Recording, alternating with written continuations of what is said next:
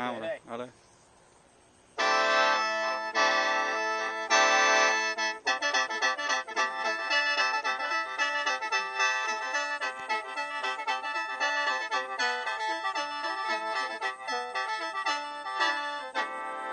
ดวงดอกไม้นี่นะ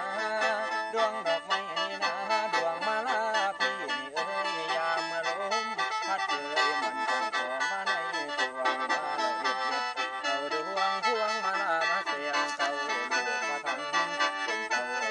จะเป็นละครไทยจะเป็นละครไทยเจ้านี่ละมันเล่นแก่ปักเด่นละแม่นเพื่อคำสั่งบ่ไปเกิดกรรมเมืองอุบลบ่อนอ้ายนี่อยู่เมืองอุบลบ่อนอ้ายนี่อยู่สั่งมาเกิดรับนอนจะสั่งมานอนรับนี่จะสั่งมาเกิดอยู่พี่บ่อนอ้ายสองว่าเห็นนั่นตาหน้านวลนาตาหน้านวลนา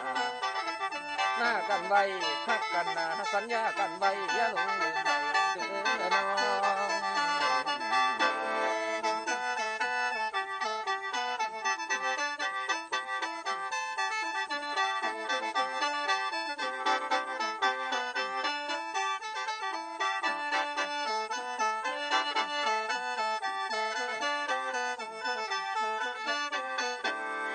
ไปเด้อน้อ